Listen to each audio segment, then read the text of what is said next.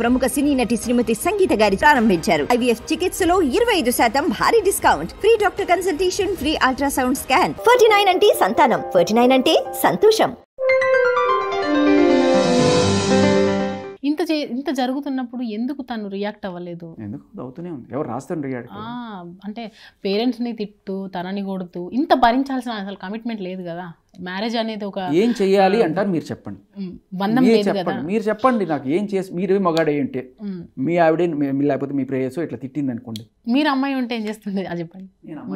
మీరు ఒకవేళ అదే పొజిషన్లో, నేను అసలు పొరపాటును కూడా ఇట్లాంటి బూతులు మాట్లాడను అస్సలు. నేను అమ్మాయి అయి ఉంటే ఒకవేళ పొరపాటును కూడా నా సాటి మనిషి కాదు, నా చుట్టుపక్కల కూడా ఇలాంటి వాళ్ళు నేను ఊహించుకోను. అలాంటి అమ్మాయి సాటి మహిళ అని పొరపాటును కూడా, అలాంటి మహిళ మన సాటి మహిళ కాదమ్మా. నేను చెప్తున్నాను కదా, సాటి మహిళ కానే కాదు, దట్స్ సంథింగ్ ఎల్స్. అలాంటి వాళ్ళు 0.001% ఉంటారు. సమ్ సైకియాట్రిక్ డిజార్డర్ అనిపిస్తుంది నాకు, అంతే. అలా ఎవ్వరు మాట్లాడరమ్మా. మీరు విన్న తర్వాత కూడా మీరు అట్లా సాటి మహిళ అని ఫీల్ అయితే ఏమనుకుంటారు, అందరు మహిళలు ఇట్లాగే మాట్లాడతారా అనిపిస్తుంది. ఒక మహిళ ఉండి అంటే అత్తగారి మీద కోపం చాలా మందికి ఉంటుంది, కానీ ఇట్లా బూతులు మాట్లాడరు కదా. అండ్ నేను ఒకవేళ అబ్బాయి అయి ఉంటే ఇట్లా నా పేరెంట్స్ తిడుతున్నారు, నా మీద అంత హరాస్ చేస్తుంది అంటే ఒక అబ్బాయిగా నేను ఏం చేస్తారు? నేను తెంచుకోవాలనుకుంటా. డైరెక్ట్ చేస్తారు, తెంచుకోవాలనుకున్నావు, ఓకే, ఏం చేస్తావు చెప్పు. ప్రూఫ్ చూపించి వదిలేస్తాం కదా. ఎట్లా వదిలేస్తావు? నువ్వు వదిలితే నేను ఊరుకుంటానా? రచ్చగీడుస్తా, ఏం చేస్తావు?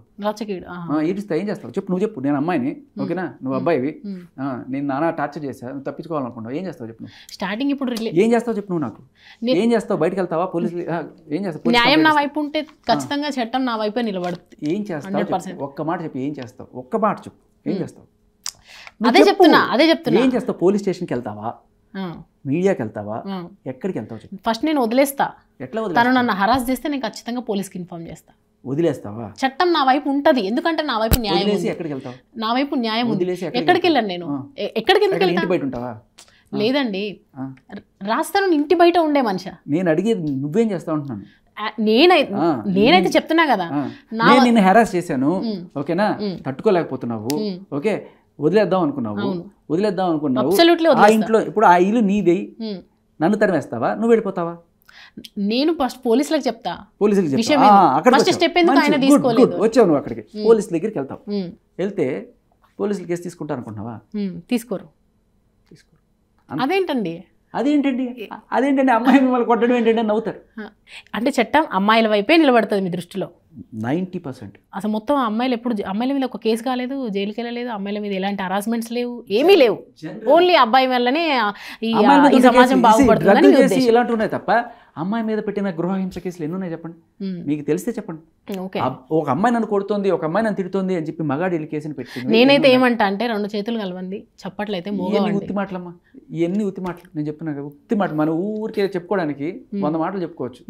ఇప్పుడు రిలేషన్కి వెళ్ళే మీరు 2 చేతులు కలిస్తేనే చప్పట్లు అంటున్నారు కదా, మీరు చేయగలపకుండా నేను పెట్టి కొడతా, సౌండ్ వస్తుంది రాదా? ఉత్తి మాట, అది ఉత్తి మాట. మార్చండి సామెత. అలా ఇట్లా చప్పట్లు కొట్టరాదు కదా.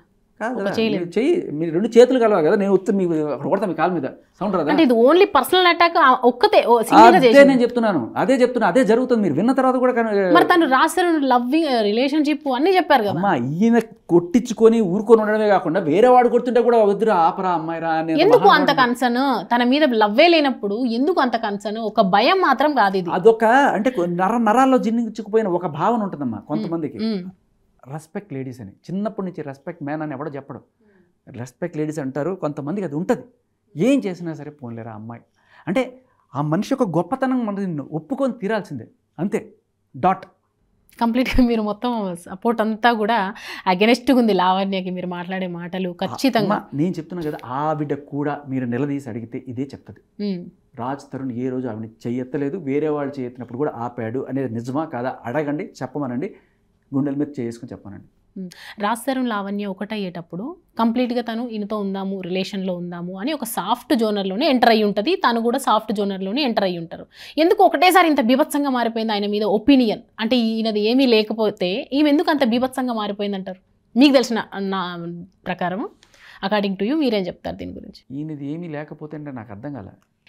తను ఇప్పుడు చూడండి భాష గారు, నార్మల్గా ఒక అమ్మాయి అబ్బాయితో చూసుకుందాం, ఇద్దరు ఒకటైపోతారు, లవ్ చేసుకుంటారు, సో ఫస్ట్ పరిచయం అనేది సెన్సిటివ్గా సాఫ్ట్గా నువ్వంటే నాకు ఇష్టం నేనంటే నీకు ఇష్టం అనేది పాయింట్ మాట్లాడుకొనే మనం ఎంటర్ అవుతాం, అన్నీ చేస్తాం.